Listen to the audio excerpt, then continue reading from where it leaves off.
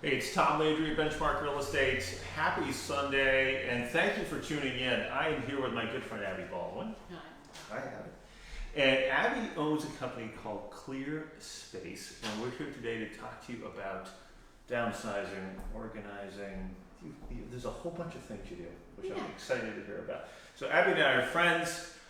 We have a relationship in a facet like organizing, which I refer her to my clients on the real estate side of things.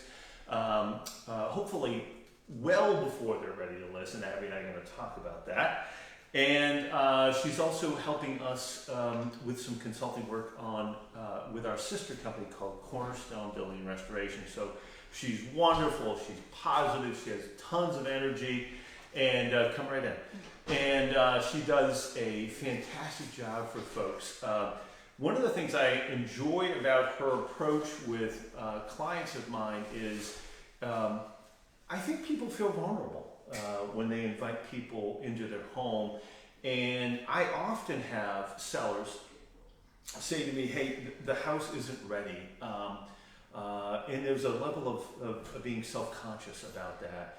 And we try to pick up, we should have picked up more, whatever that is.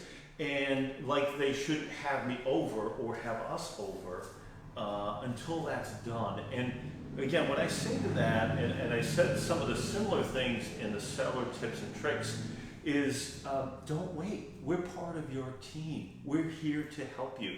So the sooner you reach out, the better. And preferably, as Abby and I were talking off camera, even significantly prior to you going to market.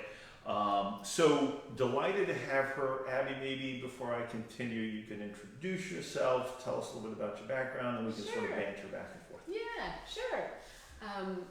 I have always been interested in organization and design. Even as a little kid, I would be the one putting the stuffed animals on the bed in a way so that they would look nice. I was probably the only kid I know that was saving my chore money to buy Architectural Digest instead of Vogue or anything else that would have been appropriate at the time. I just have always been interested in space and how people navigate their space and what they do with their furniture and their color choices and how their belongings affect them. So I really thought about studying architecture, but I ended up studying psychology, and that was great because I learned so much about why people make the decisions they do, and it's so applicable to why people hold on to things and find themselves after living in a home for 30 years with a million belongings. Absolutely. And that's got to be difficult because these things, I just think of my own home where they have memories, right?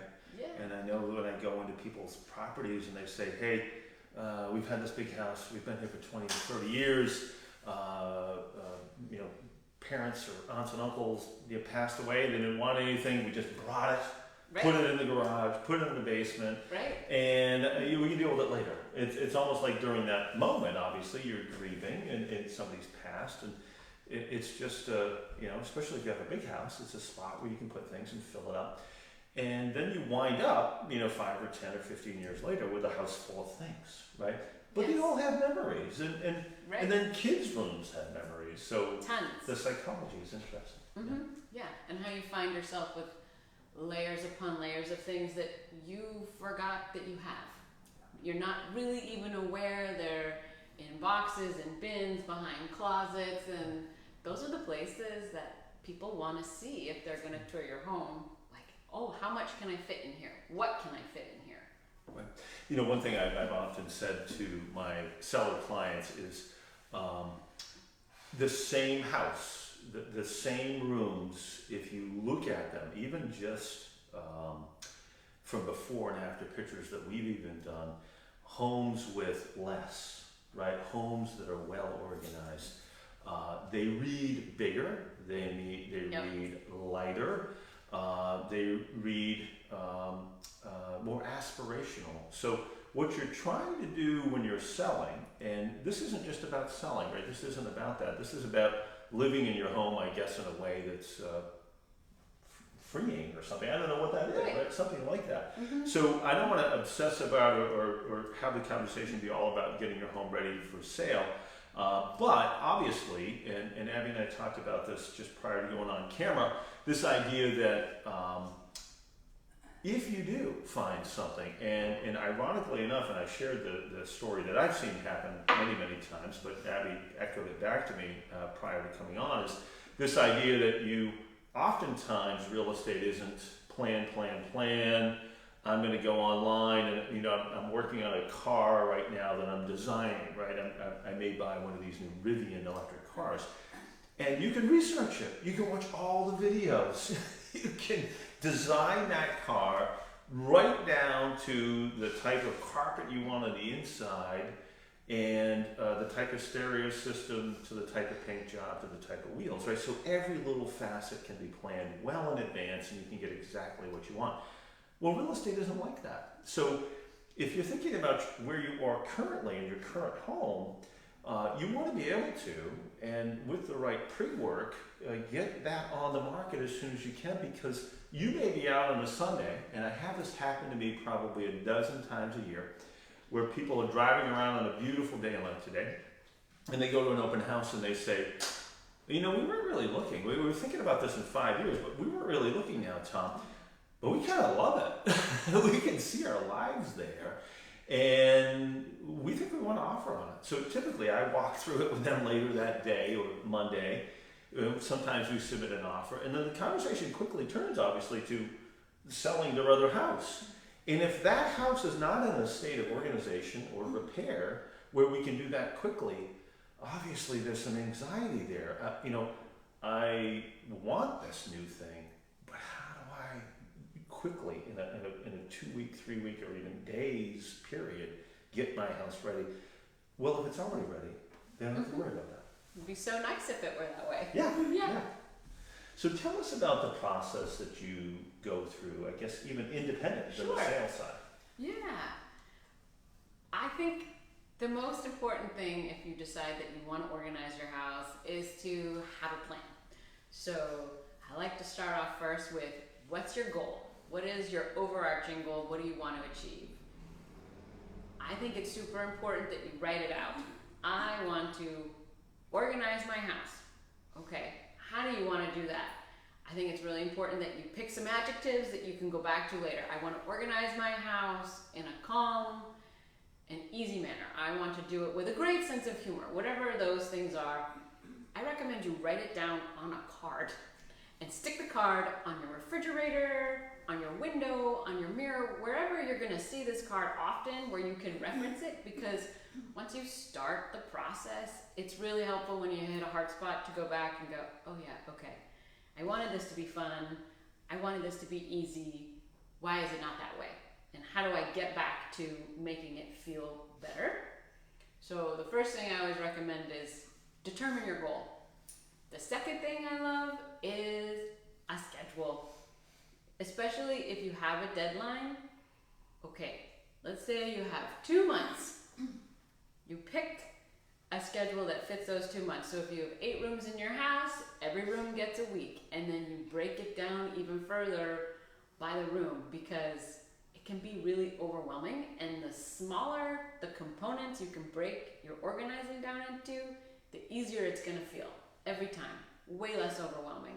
I also recommend you go and just get a calendar and write it down on the calendar so you can cross it off. There's something really rewarding about, yes, I did it, I organized my entire kitchen, or I tackled the living room, or something as small as I tackled the junk drawer in the kitchen. And next I'm gonna go to the cabinets in the island, and so forth, so you feel like, oh, this is doable, this isn't so overwhelming, as opposed to having just this feeling of, I want to organize my whole house. But when most people say, I want to organize my whole house, then they just stop.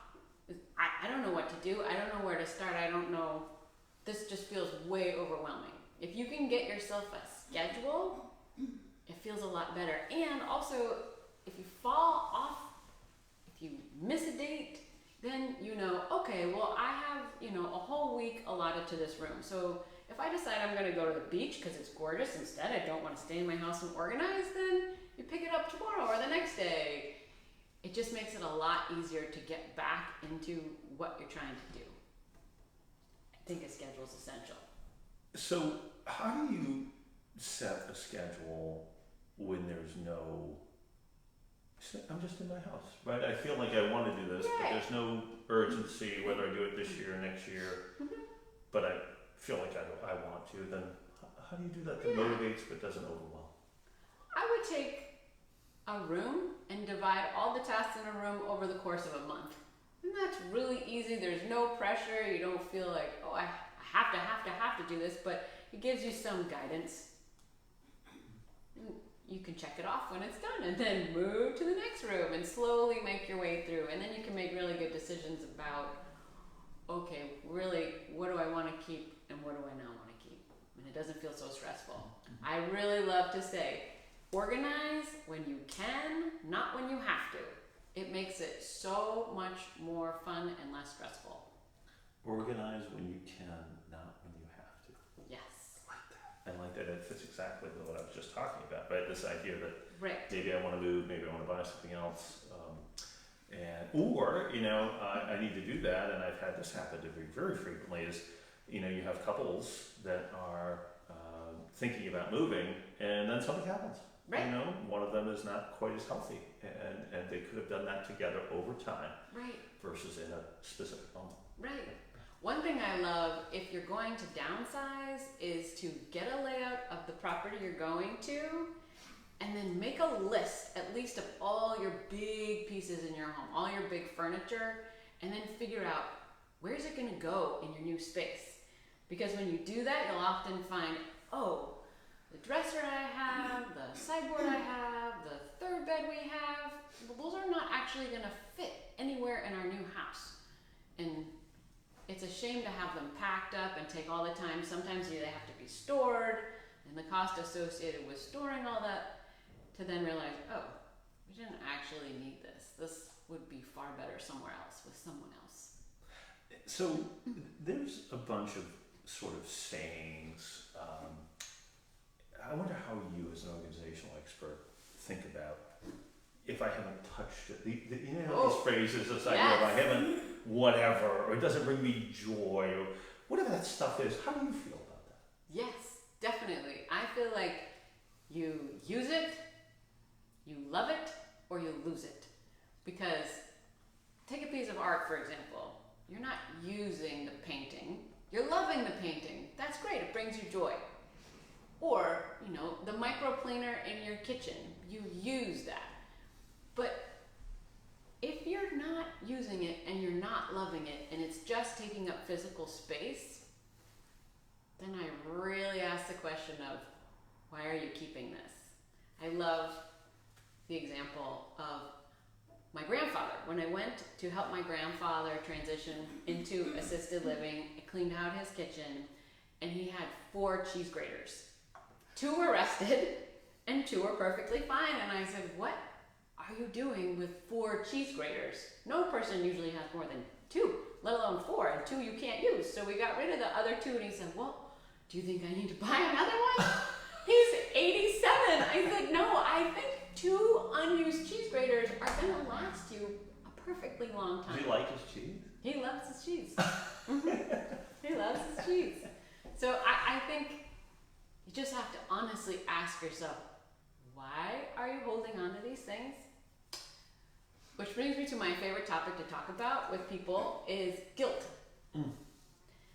Most people hang on to things out of a sense of guilt or duty. And the first reason is, well, I paid for this. I bought this. I spent really good money on this, and I'm not really going to get anything back for it. It's a really hard thing to let go of stuff you paid for and paid good money for. And an even harder reason is because someone gave it to you. It's a gift. Oh, my aunt gave me this really nice china that is sitting in my cabinet, which I've never used. I will never use. I have my own set of dishes, I have my own set of fancy dishes, and now I have a third set of dishes. Never gonna use it. So we talk a lot about guilt and the ability to let go of the guilt. and the ability to know that there are plenty of people that can really use all the things you are feeling guilty about keeping but don't really want in your life. And the extra time it takes you to go through those things, the physical cost of housing those things, the emotional cost of hanging on to those things, it's pretty weighty. The cost of the good is actually far greater than what you paid for it, usually. So you bring back memories to me of listings and even my own personal situations in my own house. But I've had clients who literally say in that situation about this idea of guilt in the stuff that they have. Well, someone might want that, and not just someone like out there. It's like my family, right? They're in the house. I'm just envisioning this couple, right?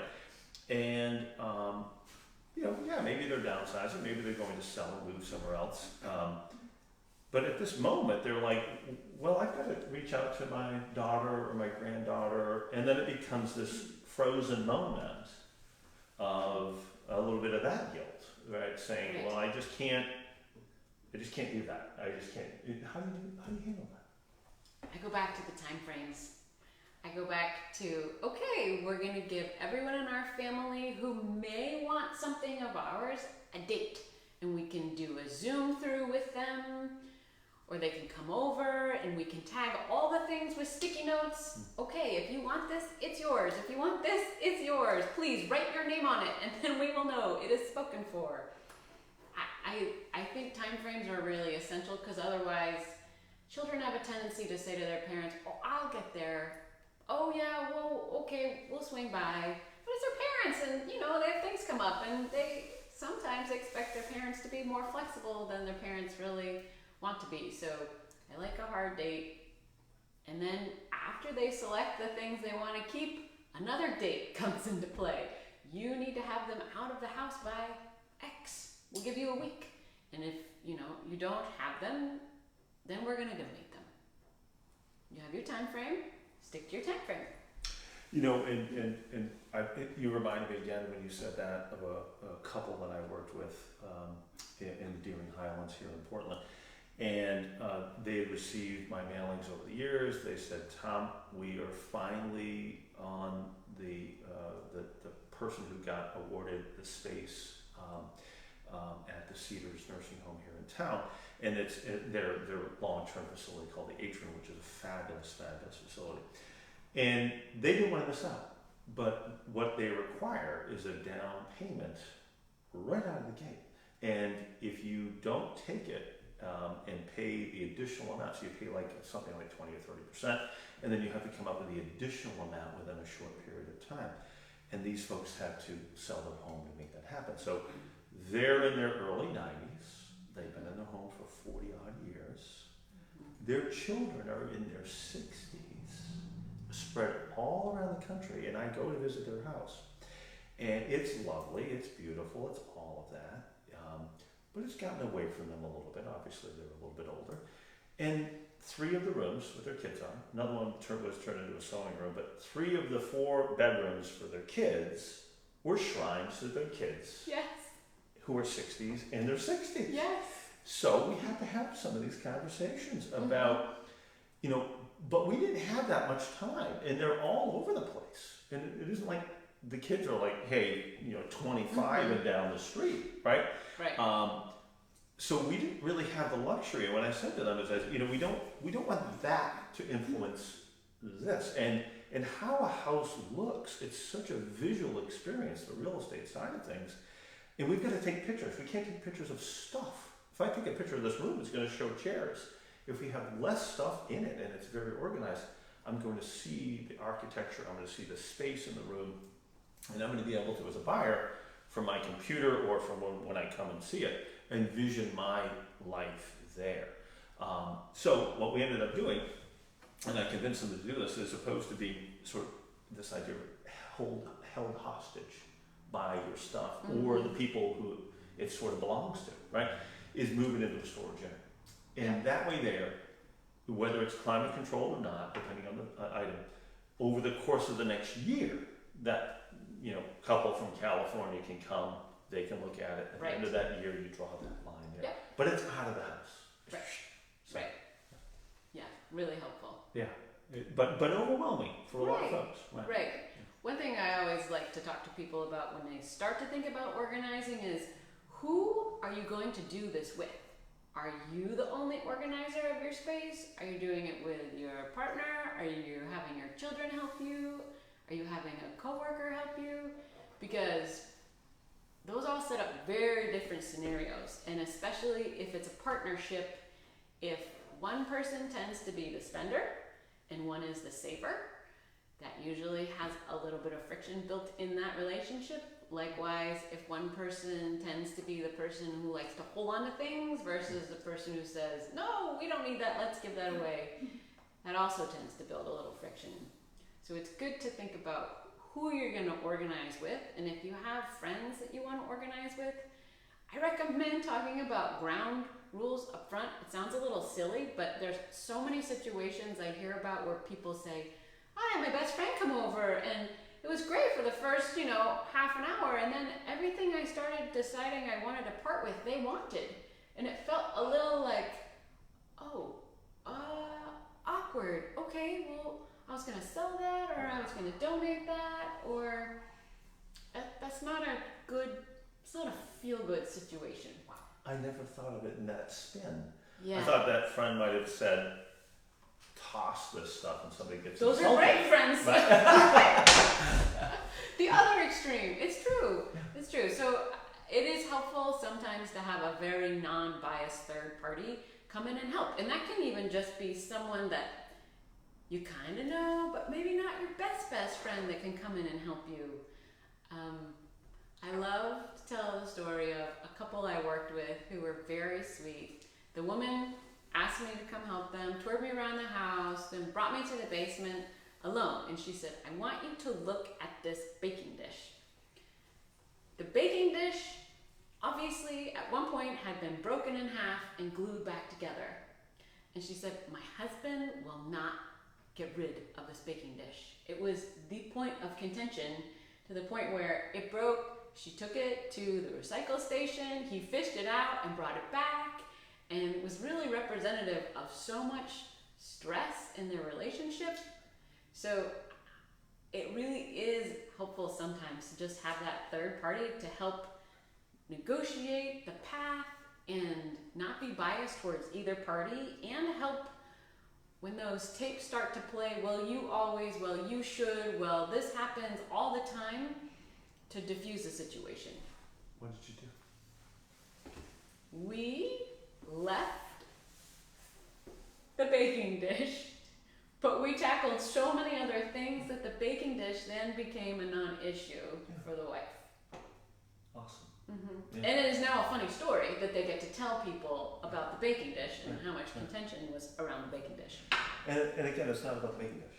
Right. It's about control in that situation. Yeah. It's about having a say in some level of that person who was feeling that change maybe being overwhelming, Right. the husband, right? Mm-hmm. Saying, well, that, I want that, or I want these three things, right? Mm-hmm. Can you give me that, and I'll be okay with 97% of the other things. Yeah. Right? Yeah. Compromise. Yeah. It's helpful to have someone walk you through compromising with your partner. So there's a couple of things there that I wrote them down as couples and differences of opinion. My wife and I were out of our house for the better part of last year, and we moved out. We moved our stuff in storage. We had to have everything treated for mold and these type of things. It wasn't bad, but we just had it hyper cleaned before it was brought back in. But it was also a moment to say what stays and what goes, right? Right. I'm a keeper. I'm like Mr. Memory Lane. It has a story. It's something I got. It's all of these little things, right? She's not. My wife is not that. It's we haven't used this in a month. Gone, just gone. And I find it very cut and dry. I find it curt. Right. What about how you feel? The feeling, Right. not. It's like It's not the cup. I want that. How do you feel Right. about the cup? How do you handle that? How do you solve for that? Who's right? Who's not right? There are so many good solutions to those kind of problems. Just like the other day, I was working with someone who has 8 boxes of children's art. She was ready to send it packing. The husband wanted to keep it all. And we had a great solution. There's a company that will photograph all the art, put it in a book. You have photos of all the art in a book, tidied up, and then you can keep a few pieces and let the rest of it go. Right. And probably digitally as well. They could do Yeah. something like that. Yeah. So, and another thing I tossed down, I wrote down was organize versus toss. This is me trying to figure out how to keep things, right? Do I have to get rid of it, or can I just put it over there really neat in a bunch of boxes? So that's a great question. Yes, that's a great question. The easiest way to think about organizing is to group like with like in the right space. So take a cabinet, for example. There's only a finite amount of space in the cabinet. You have to have the right amount of things in the cabinet. Otherwise, the cabinet is always going to feel like a mess. So the first step is to figure out, okay, how much can I put in here and it actually feels okay? And then of the things that are going to remain in that space, grouping like things together makes it visually feel so much more appealing. So in a closet, for example, you can color code your clothing. I highly recommend you get all the same kind of hangers so they look alike, so it's not so distracting. But no matter how much you color code your closet, if you have too many sweaters hanging in one section, it's never going to feel organized. So then the key would be, okay, in the closet, what am I actually wearing and what do I actually need in this moment? And if you want to keep them, the other things you're not wearing, they can be put in a box, labeled, and taken out of the closet. So your closet feels functional to you in the moment. Makes perfect sense. One thing you really don't want to fall victim to is the case of the small containers. People love to get containers to put things in. You have to have a place to put the containers, like in a living room. You can't just go taking all your stuff and putting it in small boxes. Then you're just going to have small boxes all over your living room. You have to think through, where are these going to go? Are they going to fit in a cabinet? If they're not fitting in a cabinet where I can access them, do they go to the basement? Okay, if they're in the basement, then how often am I going to really access them? Do I forget about them? Then you take the tour of the basement, 6 months later, oh, I didn't remember I had this. Or a year later, oh, we haven't used this in a year, and then that becomes a different conversation. Right. Yeah, and oftentimes garages too, right? This idea Definitely. Of, Yes. One thing though, and this is again getting back to what oftentimes we'll talk to sellers about when we're getting their home ready, is the exterior appearance is incredibly important, obviously, having it look as good as it possibly can. And then those areas where you're incredibly close to something, right? Think of the main entryway, right? So having that be clean and organized, and maybe a new entry rug, and another one just inside the door. Those areas low and again in your line of vision, versus something that's on an eave way up or in back of the house. So those places where buyers are going to come in close contact. And then inside the house too, the floors where you live. I mean, it's sort of like duh, but oftentimes we will work with folks who say, oh man, I gotta organize that garage. I'm gonna take my next, couple weekends and do that, or the basement needs to be tackled. It's a mess down there. And, even a couple will say that to me, or one will say that has to be done. And usually my response is, don't worry. In the finite amount of time we have, say we have a month, let's focus our limited, which it's always limited, Right. energy and budget on the places that are going to move the needle the most, for the most impact to a buyer. And those are, again, that outside. And then the main living area. So focus on those. People are going to spend maybe 10 seconds looking at your garage. And I really don't care. It's not the optimal, but I really do not care if that thing is packed floor to ceiling with boxes, and even if it's not organized. Because they're going to look and they're going to go, all that's going with them. They've already packed up. Look at that. Yep, like I can fit my car in there, it's good. Done. Basement, same thing. They're going to pop down and go, okay, there's some cobwebs, but it's Portland, Maine, or Greater Portland, and these are old houses, and this isn't so bad. But where you live is where you need to focus, right? Closets, people want to see, oh, is there going to be enough space for my clothing? Kitchen, oh, where am I going to put my dishes? So when you organize a kitchen, when people tour a house, what do? They open the cabinets and they open the top drawer. They hardly ever open the lower drawers, ever. So organize your top drawers, organize your cabinets. You don't really need to pay attention that much to the space below. It's just human nature. Talk to me about this idea of memory lane is what I wrote down. Getting bogged down because, you know, we have things from when we were 7, and we have things from a letter that our mom wrote us when we were in our freshman year of college or something, and you open up a box and you have all the best intentions, and 3 hours goes by and you're sitting there. And how do you stop that? You know what I'm talking about? Yeah, it's right? true. Maybe it's the sap in me. I don't know. My wife does not do that. Well, I think everyone has those boxes, whatever they are, and sometimes you really truly do need 3 hours. Sometimes you just need to sit down with you and the box and just take your time to go through those important things and really figure out, okay, what do I want to keep? Will I reread this? How does this make me feel holding on to this? Will my children want to see this someday? Sometimes you really need the 3 hours. Sometimes you need to sit down with a box and someone say, okay, really, the collage you made in 3rd grade that's now falling apart, which is only halfway put together, like, what is this doing for you when you see it? Does this bring you joy? Are you thinking, well, what about all the things that fell off the collage? Do you really need to hold on to this? That's when it's helpful to have a friend or someone else walk you through and try and kind of expedite the process. Hold your hand a little bit. Sometimes it's just important to have someone else ask you the questions and hold the mirror up. Oh, you're holding on to something that's broken, not useful, or it doesn't make you feel good. Sometimes you just need someone to say, wow, that thing that your ex gave you is not really serving you anymore. It's just making you frustrated or upset. Right.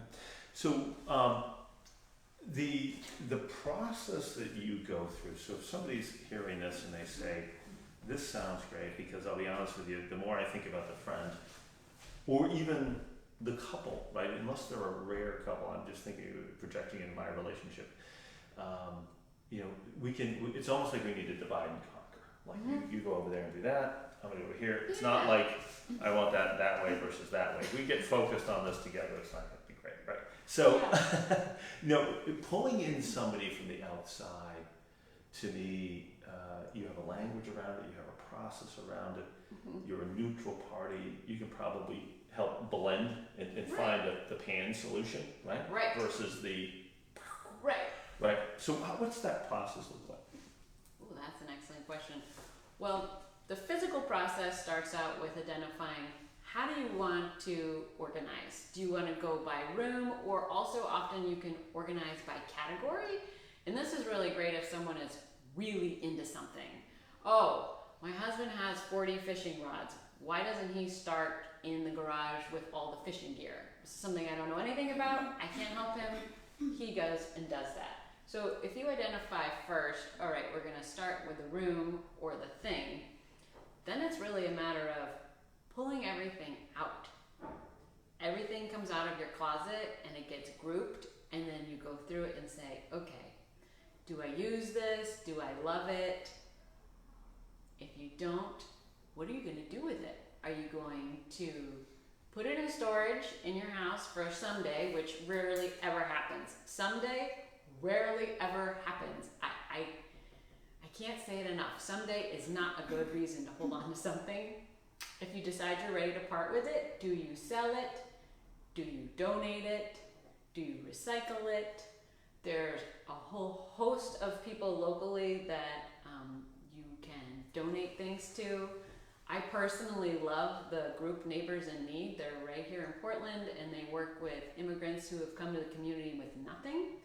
So you know that what you are giving away goes directly to someone who will use it. So you're not just packing up, your silver collection and giving it to Goodwill that maybe someone will use it, you'd give it to a family that would use it immediately. It would be their everyday silverware, which is pretty incredible.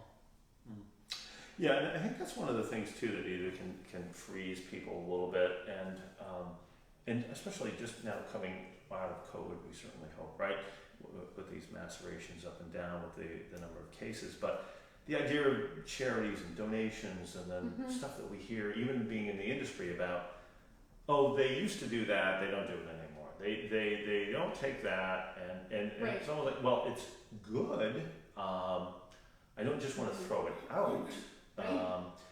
And maybe a follow-up to that is this idea of selling things. And I do know that people have done really well on like Facebook Marketplace and these type of places, but there's also an element of,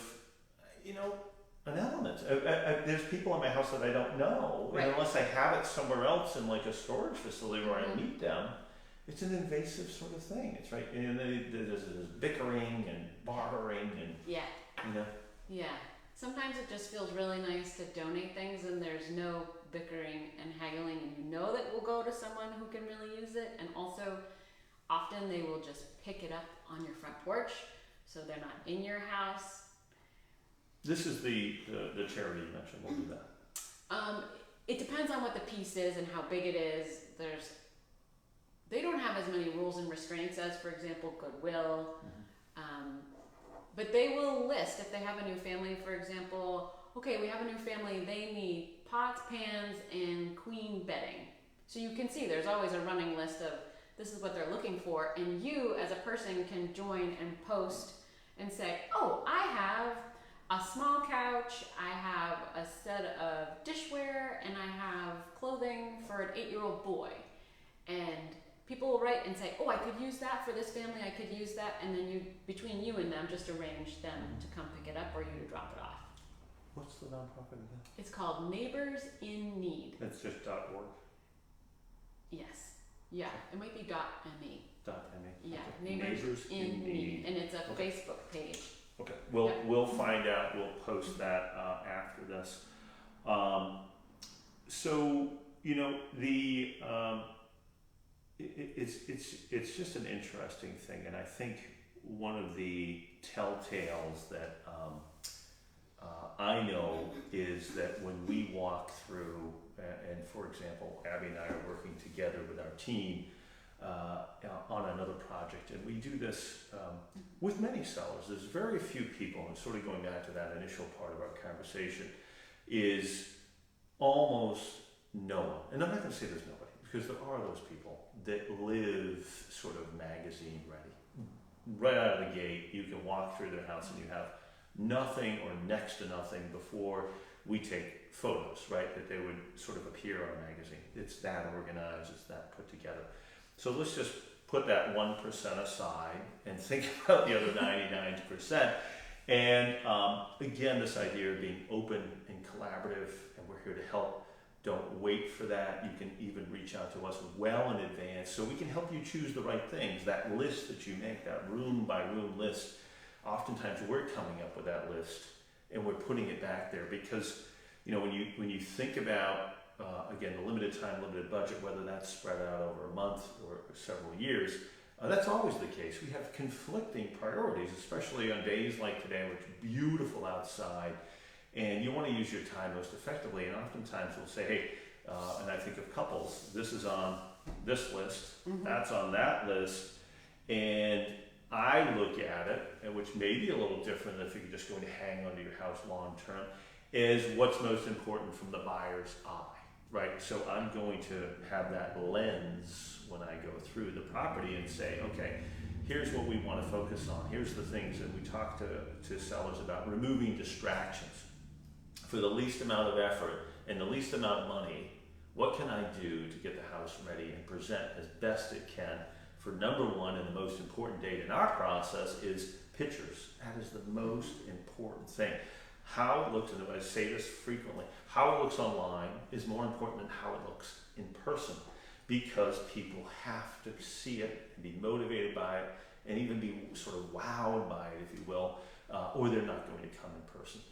They may not even send their agent for that virtual tour with the camera, right? So we're oftentimes walking through, we're helping merge those lists. We're saying, hey, don't worry about that garage, right? Don't worry about that barn and that shed and that basement.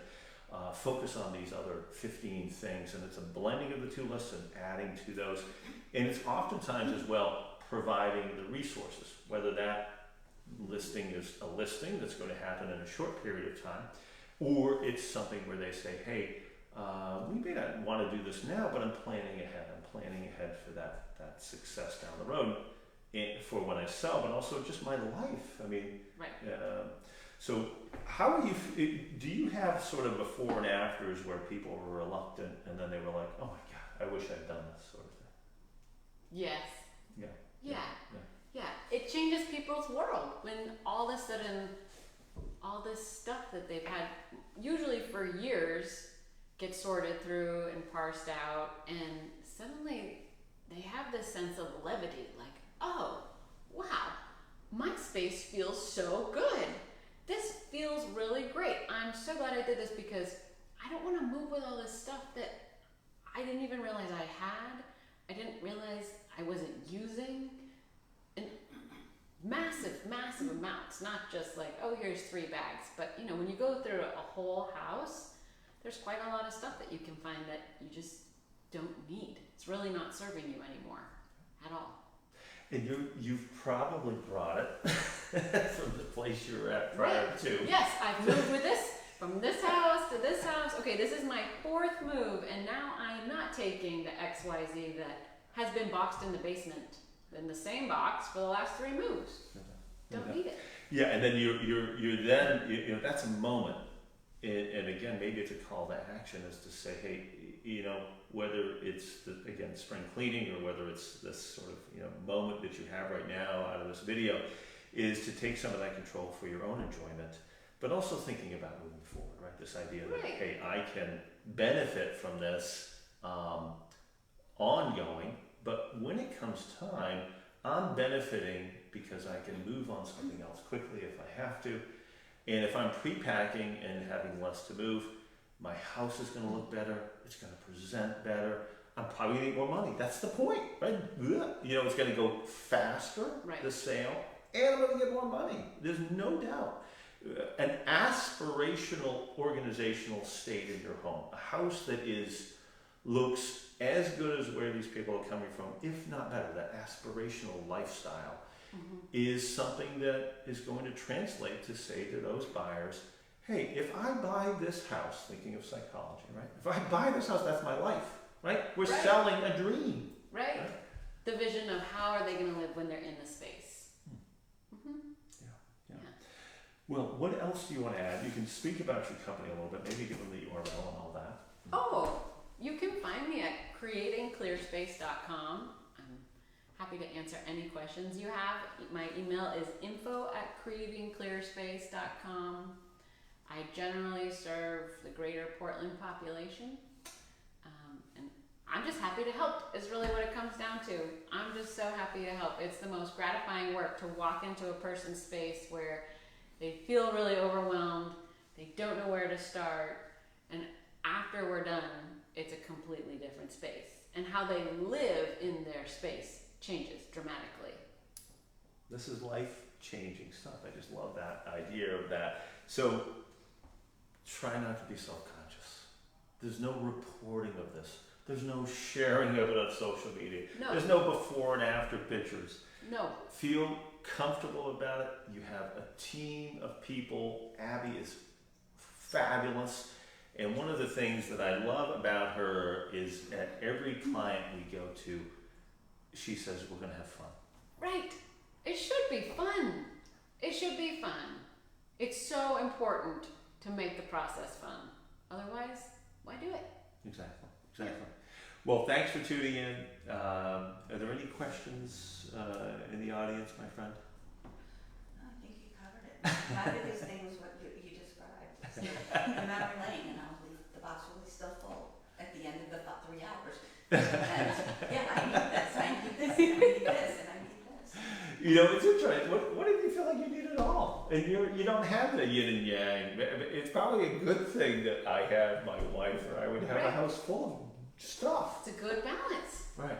Yeah. But what if you don't? What if it's yang and yang, and you both want to keep everything?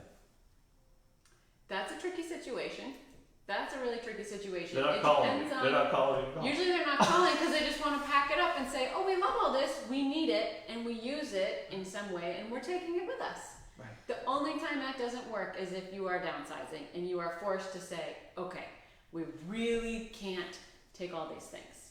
And then the solution is to get really creative. Are you scanning documents and setting up email accounts where, like, this is all of my work history I have? I don't need to take my 18 boxes with me. You know, these are all the letters to and from children that I've scanned. There are pictures of this. It's cataloged. It's still accessible. It's not necessarily physical. You know, you made me think of something. And my mother growing up was very private. She was very worried about her personal things being taken, right, out of the trash, even, right. And we hear these stories, right? Whether it's on 60 Minutes or whatever, right? This idea of, you know, people, you know, diving into your trash barrel, getting your bank statements and stealing your identity and these things. How do you handle that? What do you do with documents? And these people keep their stuff, and they're slaves to that even, right? Yes. 50 years worth of X. Shreddable. It's all shreddable. If you have documents that you no longer need, get them shredded. So if I have a pile of stuff that could be put on a pallet, how do I handle that? I don't want to go and get the little shredder from Staples. I mean, Oh, yeah, there are companies that will come to you and take care of all your very private documents. and you help people do that. Absolutely. Yep. Everything from shredding documents to where do you want to donate something to I just need help getting this out of my house. How do I do that? To we're calling the dump guy and we're going to set that up, and there's some stuff that you can't donate and he's going to take it away. Yeah. Well, clear space, Abby Baldwin, my friend, and thank you for tuning in. Thank you for joining me today. Thanks, Tom. Yeah, it's been a lot of fun. Cheers.